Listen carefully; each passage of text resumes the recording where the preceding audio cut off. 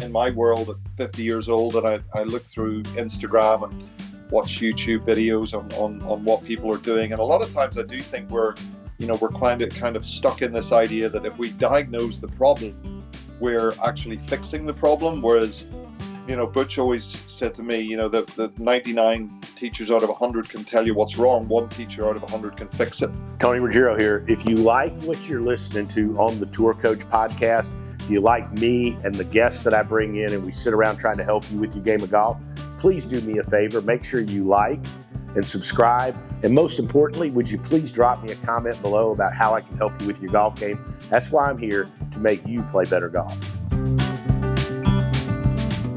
All right, joining us here on the Tour Coach podcast is also simulcast as Golf Coach Development. Sitting down with, we've got some guests that are going to be filtering in here, along with Jackson Koert, our main man holding the fort down in Jacksonville, Florida, Atlantic Beach, and Justin Parsons, my favorite Irishman from over in Sea Island. And JP, we were texting and talking about topics and stuff such for this evening, and I thought your question was great about how technology can cause us to be in a perpetual state of diagnosing problems. And it made me think. I had a lesson last week where a student was hitting it beautifully, and then when we sat and we looked at everything, and you're looking at your swing catalyst and you got all your numbers, and they started going, well, isn't that pressure number not quite enough over there?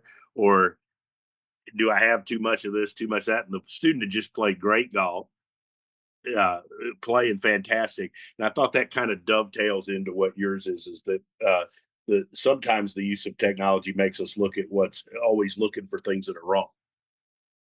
Yeah, I mean, and I thought of that, Tony, really through. I've been very fortunate to work a lot with AMM, and back in the day with Body Track, and now with Swing Catalyst, and with TrackMan, and with the GC Quad and Gears, and I think with all of these things, we're extracting little pieces of the puzzle all the time that we can demonstrate something that might not be working, that we'd like to work in a better way. For example, with the AMM guys, to keep it fairly light at the moment, looked at the kinematic sequence and how the kinematic sequence would illustrate acceleration patterns, and then would also illustrate good sequencing gears through, let's say, the amount of side bend a player might have that needs to match somewhat with the amount of T-spine rotation that they have through the impact area.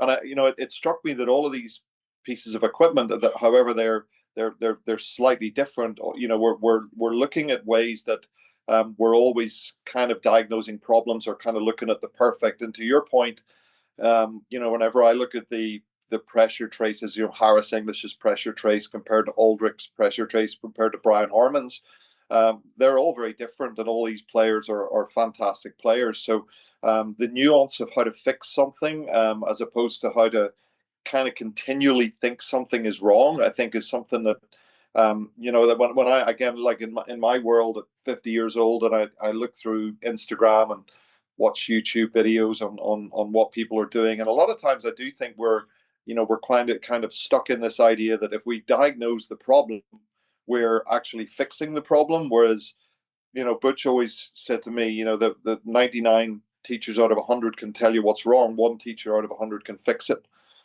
So I'd be interested to hear, what you think about that, and what Jackson thinks about that, with what you're kind of digesting from the online platforms and from your technology as well. Jackson, you want to go first? Go ahead. Yeah. Oh, I was just thinking back to our coffee that we got to have in Palm Springs with Bill Harmon. And you know how Mr. Harmon likes to hold court, and I could sit there and listen to him for hours. But one thing he said after he was talking about some coaching was about how that they used to first figure out what the player did well. And that was their blueprint, and they always got him back to that. Right, rather than diagnosing the problems like you guys are saying. So that's for sure what stands out to me. Now to you, Tony. Sorry. Thank you. No, I thought that's what I was going to reference. Obviously, the times I've been able to hang out, like you having coffee with Bill, or we had him over to Frederica and stuff like that, and the same times I've observed Butch, like, they always talk about what they did well. Um, and I think that 1% you're talking about, or the 1 out of 100, JP, are the people that really look for what's causing all the stuff to happen. And I think that there's a lot of when I go through Instagram, and I had a student actually came in today. Somebody had wanted to see me, and I came in, and they'd been working, and they were trying to fix things that were the effects to me, not really going to the root cause. And a lot of it was just stuff in setup too. And I think that oftentimes with all the social media and all the technology, everybody looks at all these different things and these different numbers. And sometimes I think they just step over some things like setup and different things that can be a huge cause of stuff that happens once the club's in motion. That's interesting, and reflecting on some work I've done the last few days. Work this morning with Brian Harmon. He's heading tonight to the Colonial tournament, where he, traditionally has played pretty well. I know the golf course has changed a little bit the last couple of years, but looking at some things that, like, I not miss maybe, but I misinterpret, or I don't get to the bottom of as quickly as I should. Like, I'm looking at how well he's loading his trail side. Like, how well can he load his trail side? Swing Catalyst will tell us that there's a little bit of extension on the backswing, but video can tell us that as well. And we're working hard on that. And then I'm talking a lot to him about his trail side, and then not forgetting, but like maybe overlooking the fact that Brian Harm is a right-handed golfer, a right-handed person, and a left-handed golfer. So he feels everything, feels a lot of things through his lead side. So as I'm telling him what I want him to do with the trail side, he's really leading me in a different direction, saying, well, I prefer to feel that I'm doing this. And then relative to that, Tony, as well, he'll set his pelvis a little too open at address. And really going back to the root cause of how this system doesn't load just as well as we might want it to. It really reverts back to his setup position, and he did some really good work on it this morning. Got into his pre-shot routine.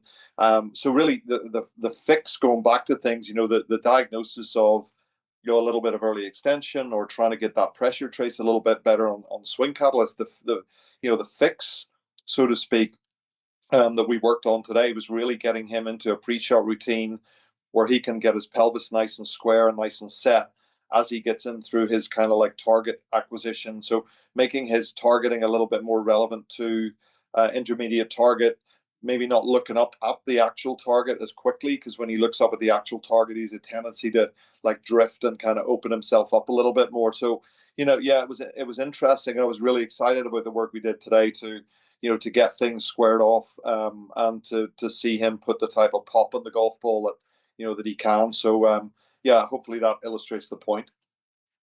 How how much have you done? This is probably as much for me as it is the folks listening, because I love picking your brain on things. How much have you used 3D, and when in your relationship with a student or on that journey with a student do you use it? Well, I mean, I've used Sportbox, as I know you do, Tony, as well, which gives us some, I would say, adequate range type data for most clients. And again, I think it would be illustrative of a lot of the things that we've perhaps already seen, and maybe you begin to see them in some slightly different ways, or maybe you pick up on something that's a little bit outside of the thing that you've seen, but it's on the periphery, and might give you an opportunity to say it in some different ways. We also use gears, as you know, at Sea Island. You've been down there when we've had Mike and the guys from there, which again, coordinates the 3D experience in a very visual way, allowing us to see angles and live data and things like that. AMM is still, Phil Cheatham, who obviously works with the Sportbox team now, put that whole system together. So I'm very, I'm very aware of the fact that we do have some different systems. I think Greg and Dave at TPI are now using something that's even less kind of hands on than AMM. But certainly I'll I'll definitely make an effort to look at that 4 to 6 times a year. Looking at tilts and sways and movements like that. And I do think the fact that we've had the plates in at Sea Island have really helped me. For example, we've looked at Aldrich Potgieter's forces, and he's a tremendous player, a real outlier, a terrific Wow, prospect. he's impressive, powerful. But his vertical force is so much supersedes the other two forces that I worry that would potentially allow for the club face to get a little bit less stable than you might want it. So recently with his training team, we've tried to ally some of the torque forces, some of the rotational stuff with his incredibly powerful kind of vertical forces. So I think a combination of a lot of this different technology and a lot of these different viewpoints, hopefully can lead you into some of the really good directions you can go in. I think day-to-day work on Swing Catalyst, I think, is good. 4 to 6 times a year on 3D is good. Day-to-day work on TrackMan and video is also good. I hope that answers your question. Yeah, no, it does. I try to, I always, I try to piddle around with tech and before I just start using it all the time and get an understanding of it. And one of the things I did, I really tried to make an effort last year, and it did help me a good bit with Emilio. And it also helped us with his injury, was with Sportsbox, to see how much as he got injured, things had changed and some of the ranges of what he could do had changed. And then but it also has helped me. I've tried to use it when guys were playing really good to be able to just capture it and really not analyze it very much or have very much judgment on it, but just kind of save it, knowing at some point I'll teach them back into playing shitty. So I figured, I figured it'd give me something to go back to.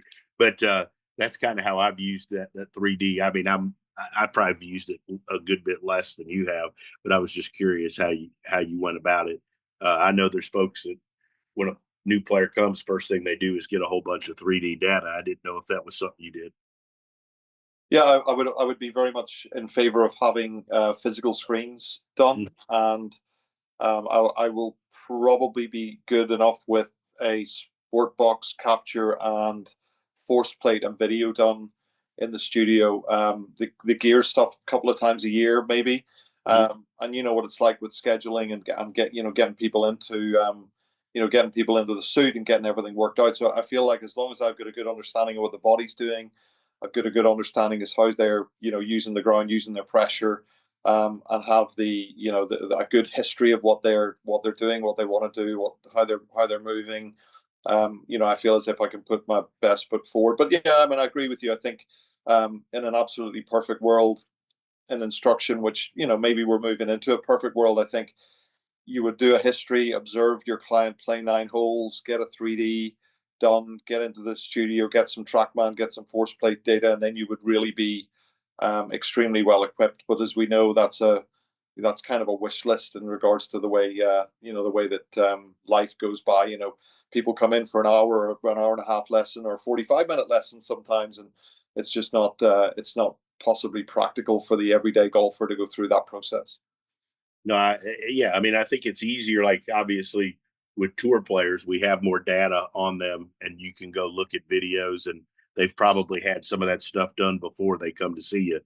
Where you're talking about a lot of the folks listening to us, or Justin and Brad that are sitting here in here, and our teachers that are part of this, like they're dealing with, Joe and Mary Sixpack at the club, who's a 15 handicap or whatever, and probably don't, some of that stuff's not realistic. So I was just curious, how would you advise and Jackson, this would be great for you as well, because you use a lot of the same stuff. Like, how would you use technology best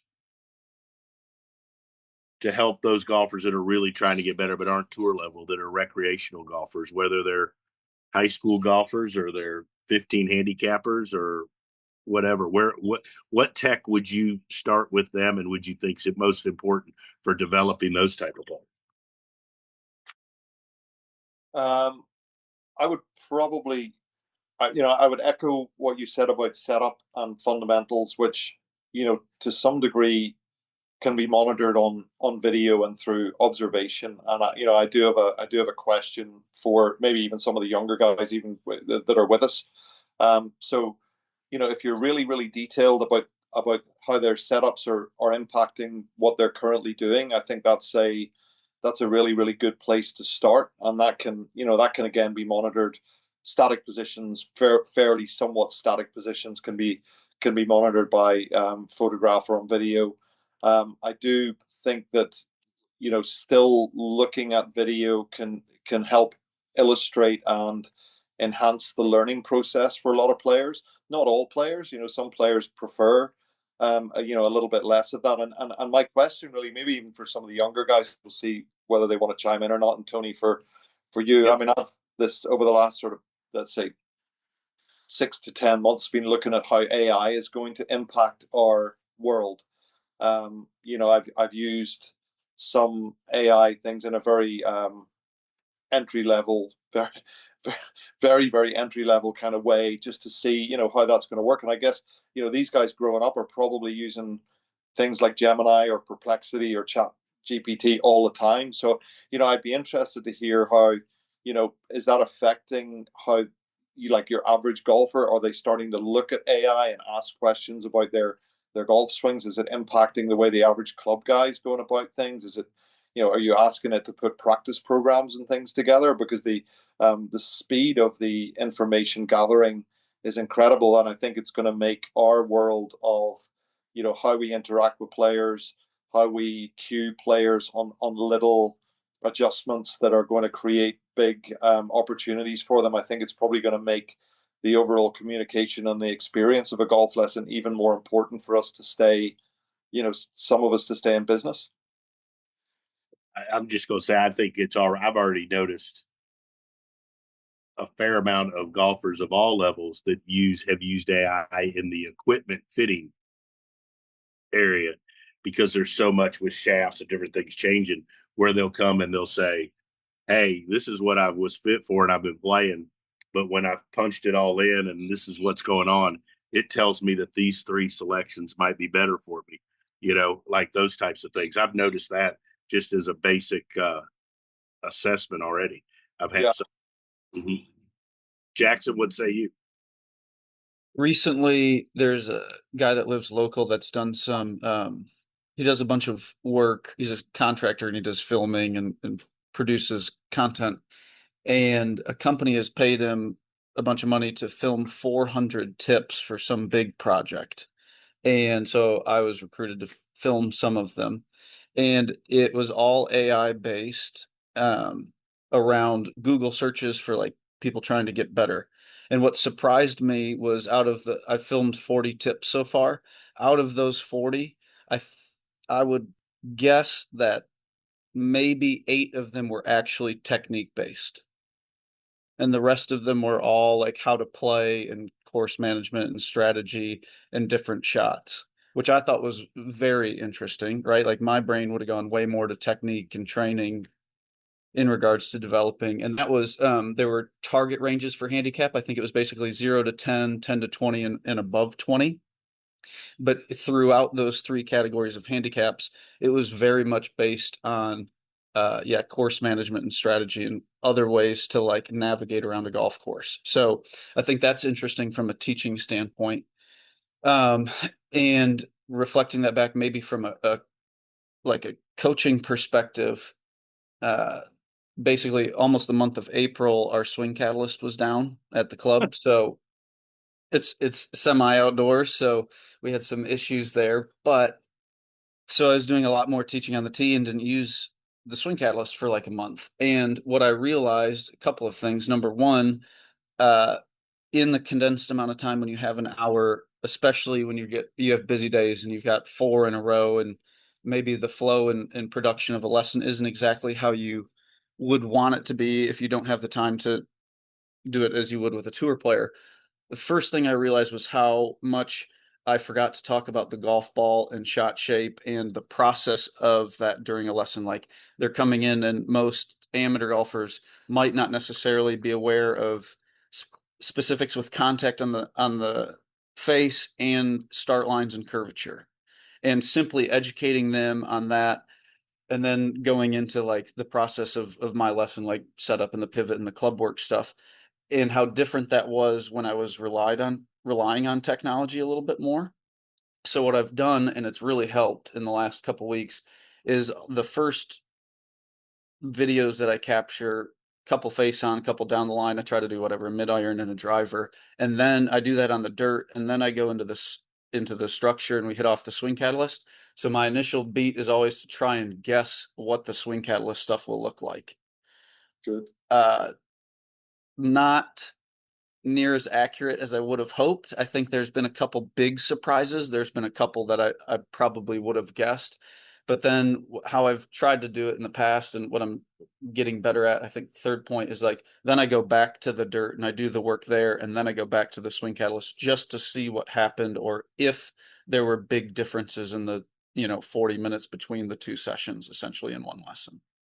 Tony Ruggiero here, and I'm drinking one of my favorite things, a Paloma by Staycay. But look, not only can it make you feel great and enjoy your day, it can help you with your golf game. Let me show you how. Do you struggle with a reverse pivot? Do you get too much this way? Well, grab your Paloma, put it between your hands just like this, and pretend you are going to turn and hand it to a buddy. I know you probably wouldn't give away your Paloma Staycay, but if you're looking to fix your pivot, turn and hand your Paloma to your buddy. Do that. Follow me to DewSweeper TV, and let's get better at the game of golf. Justin, Olive up there, do you have any questions? Any of the guys sitting in listening? Yeah, absolutely. I think what Mr. Parsons was talking about with the use of the AI in lessons and things, I've noticed that the use of AI for me, from a player's perspective, I haven't had much ability to teach other players, but kind of using it to benefit myself. I like to use myself as a little bit of a lab rat for my lessons and see kind of like what do I convey to myself as to what helps me get better, and how could I relay that to other people who might be struggling with similar issues or anything. I feel like with the use of AI in the teaching world, it seems like it works a lot better with quantitative data instead of qualitative things. So like it may be able to relay messages to a player as to what's wrong, but like you said, 100 people can tell you what's wrong and only one of them can tell you how to actually fix it. And I've been fortunate to be able to mess around with TrackMan at my club, and it has like it's similar to Gears. It's the 3D AI analysis with TrackMan. I'm not sure if it's relatively new, but it's the first time I had been hearing about it.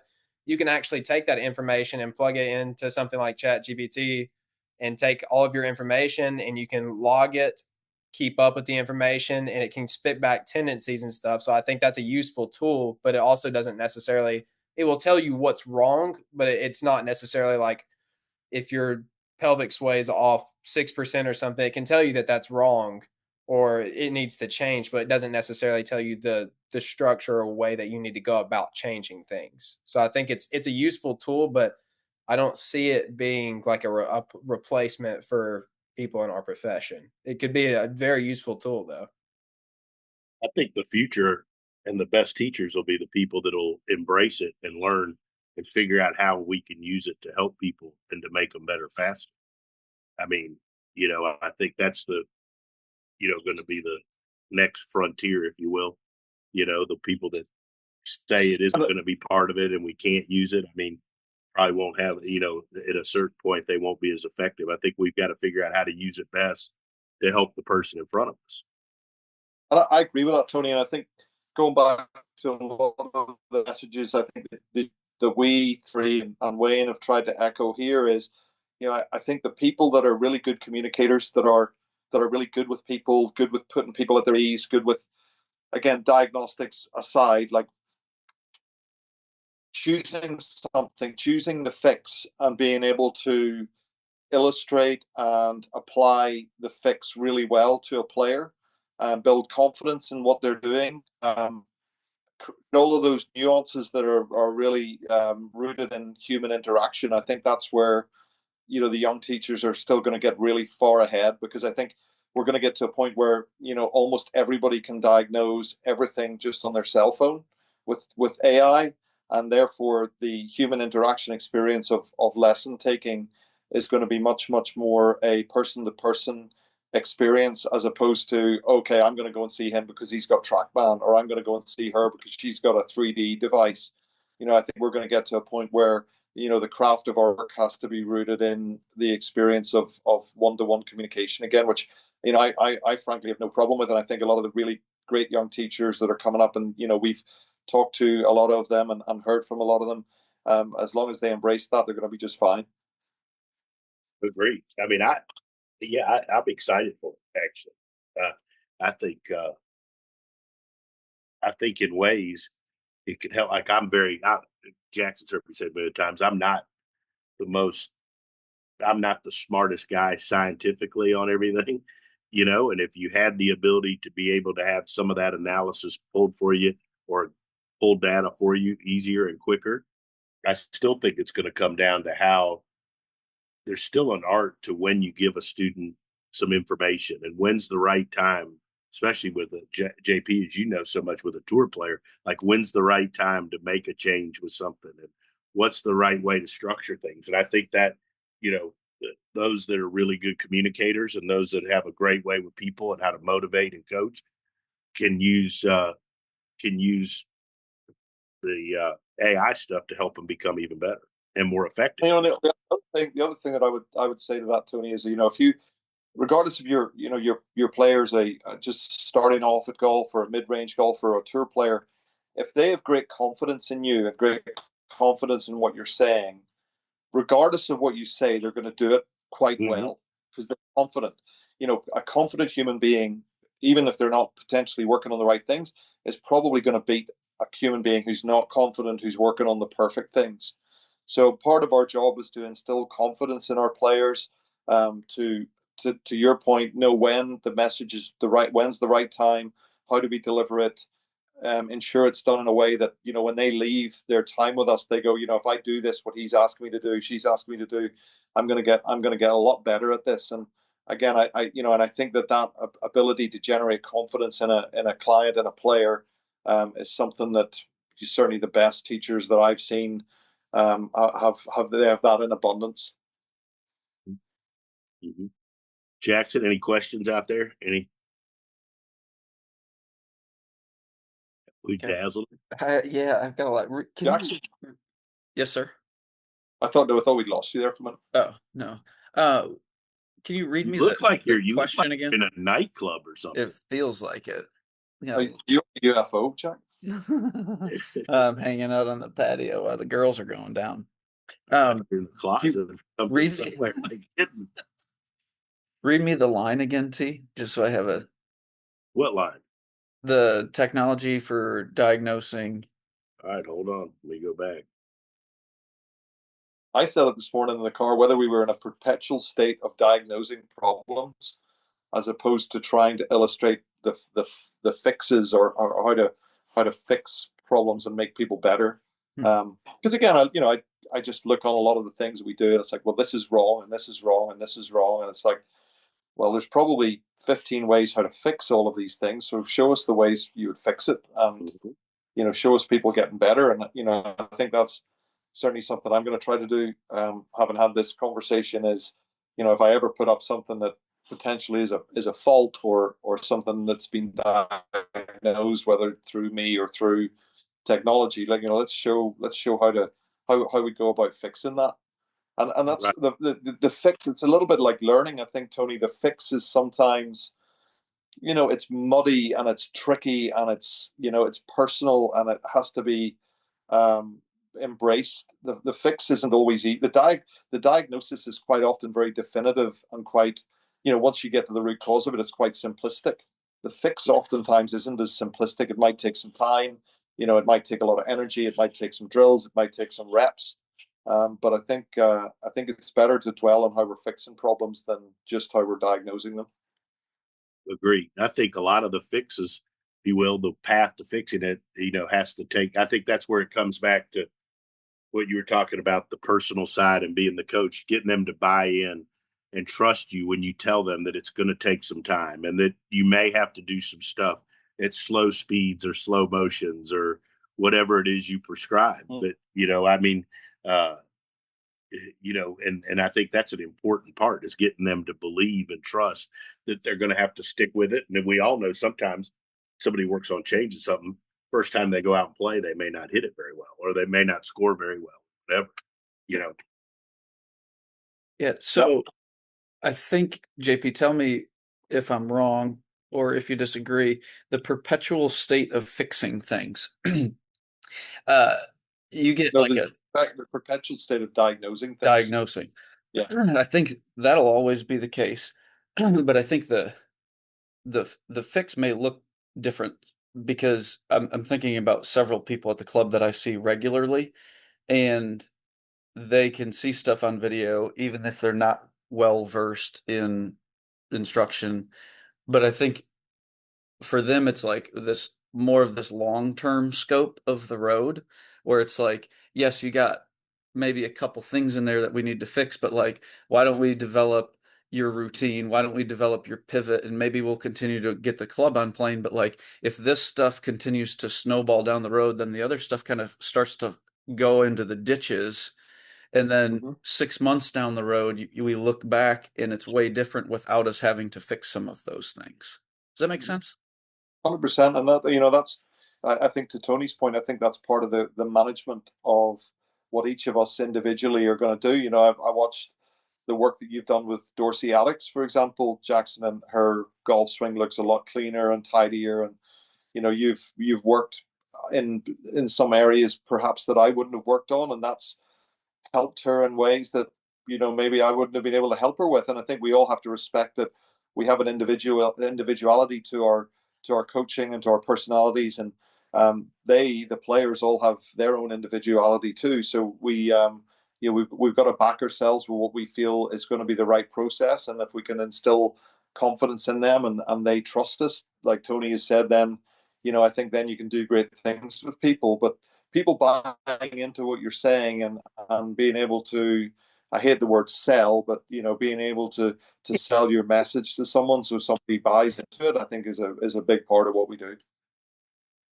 And I think that's also, like you talked about Dorsey and Jackson and you. I think that's also though why, like, it's healthy to bounce videos or ideas off of other teachers that you trust, right? And like JP, a lot of the pivot stuff, like I've watched you through your videos and talking like some of your stuff with the work in the shoulder and all of that, and the trail shoulder and different things, like, and it's helped me with a player too. Like, nobody has all the answers to me, right? And it's okay. Like, it's also okay to have people that you trust that you can send videos to, that you say, hey, do you think this is okay, or what am I missing here? And it doesn't make you a bad teacher, and it doesn't mean that the student's not getting the best from you. I think that's healthy to get different points of view, because sometimes somebody may see something in just a different way that really clicks. Well, Butch Harmon's father said, "The day that I think that I know it all is the day I should hang it up," which is, that's what old Claude said that. So he was, I think to your point, Tony, we should be in a perpetual state of learning, and continuing to try and figure ways out to do things better, understand things better. And I agree with you. And it's difficult. It's difficult for me. I'm on the road a lot, and you get your algorithm and you get the same kinds of things all the time. So you got to get outside your box and try and read some books and continue to do that. It's fun. Young Justin, who's on the call, and maybe is it Adam, the other lad that I haven't seen yet. They're in a maybe a slightly different part of their career where they're probably a lot smarter and a bit more time than we have, so they can really delve into as many. For those young ones, I always think, if you can understand a little bit about how the brain works, a little bit about how many different personality types there are, and a little bit about how the human body works, and then a lot about how golf works, you're probably going to be getting yourself ahead of most. I think it takes all of that to help somebody get really good. Don't you agree? 100%, yeah. 100%. Question. Got it. If you had to like make up or think of a technology that you could use for your players, what would it be, or how would you use it? Like, what's the missing link? I would love to know exactly what they're thinking about over the ball in a Wow. tournament.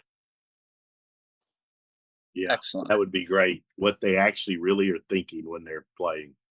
Yeah. That's a good one. I don't know that I could come up with a better one than that. That's awesome. That's why I asked. Okay. How do we invent that? There's probably somebody smart enough. Speaking of the wrong man there, Jackson. Yeah, that's good. JP, you're coming with the heat today. It's been a while, Tony. I wanted to put my best foot forward. You always, I mean, last time we did this, didn't we do it in a chicken wing joint? Yeah, what's that place called? Hurricanes. Hurricanes. Yes, They love me there. I think. What if you had that piece of technology you just talked about, and I was playing? You might periodically over the ball hear me say, "I wouldn't mind some of those dry rubbed wings." And how could I forget? You know what's really been off this whole time? I haven't brought up steak one time, and I don't even have one out here with me. But one thing that would make everybody's golf better is my sponsor, Steak. Everybody should check them out. A nice little THC Delta 9 infused cocktail for those of you that like to partake. And you never know, JP, I might bring some up to the U.S. Open. You got to do it, Tony. That'd be great. Yes. You know how I like those. So, anyways, any other questions? This has been a good one. Any other questions? We got a few more minutes if we got anything. I had a question I about knew we could, Justin. I knew we could get a question out of you if we stood there and stared at you long enough. so my question would be about players and building the confidence in that player because situationally, let's say a player comes to you and you can't quantify anything like diagnosing any serious issues with the swing or any of their body mechanics, and that player is really struggling and it's clearly a mental issue more than it is a physical ability issue. How do you reinstate that player's confidence in themselves and what they're doing if that is the issue that you're witnessing? Take them on the get them on the golf course, Justin. Get them on the golf course through your coaching. Help them hit shots, whether the way that they're hitting shots currently needs to improve, or whether they need to do something different. Get them on the golf course and allow them to start to see some good golf shots on the golf course. And that would be a way to break that pattern. There are players, and I've worked for some professional players until they see evidence on the golf course that things are going in the right direction. They really never. It doesn't mean enough to them. I would say Harris English has been somebody who, we will do 50 to 60% of our stuff on the golf course now. Even if we can do 3 holes together, we'll do 3 holes as opposed to stand and practice and hit balls for 45 or 65 or whatever, that sort of length of time, minutes. So I would say get on the golf course, build some confidence into a pre-shot routine, observe them hitting some horrible shots, make sure that they turn a corner, hit some better golf shots on the golf course, and then at least they've got something to take with them the next time they play.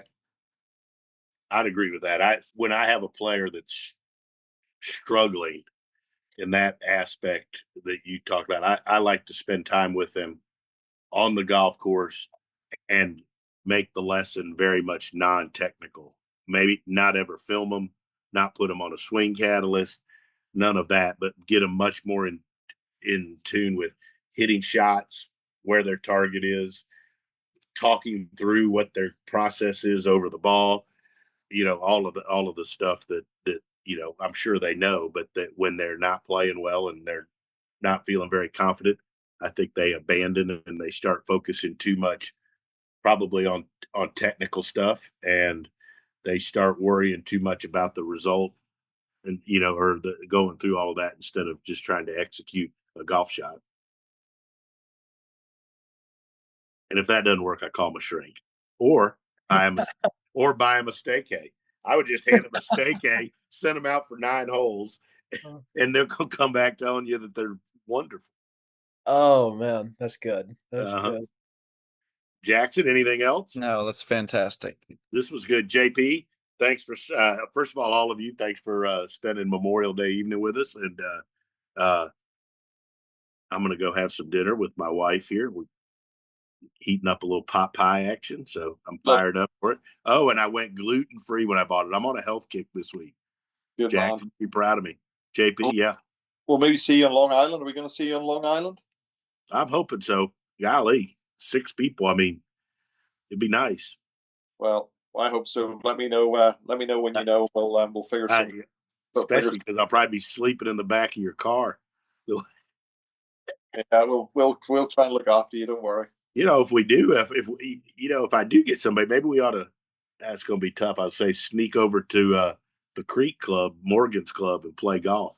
I'm on a playing golf kick right now. I've played 3 times in 7 days. That's a record for me in a long time. And you can still stand up and go for dinner. My right hip is killing me, Right.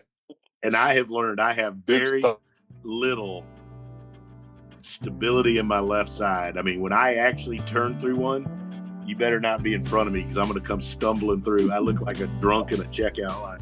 I mean, yeah, it's beautiful. You guys, anyways, thanks for everything. JP, appreciate you as always. I've got plenty of stuff to bounce off of you next time we're having a cocktail. So we'll see everybody soon.